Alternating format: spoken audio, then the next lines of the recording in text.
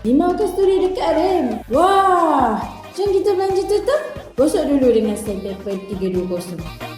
Tembak primer. Baru cat melekit nanti. Syok lah rasa bila licin tu. Dan biskut putih. Ni rasa warna kita lebih menyala. Lebih cun mengecun.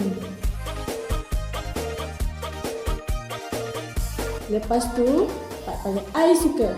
Dan yellow. Dia punya bowl tu sampai orang sebelah pun jeleng 2 kali. Oh my god! Wow! And the final touch, 2K clear. Save video, okay? Sebab sekali dah try spray, confirm tak nak stop. Gitu.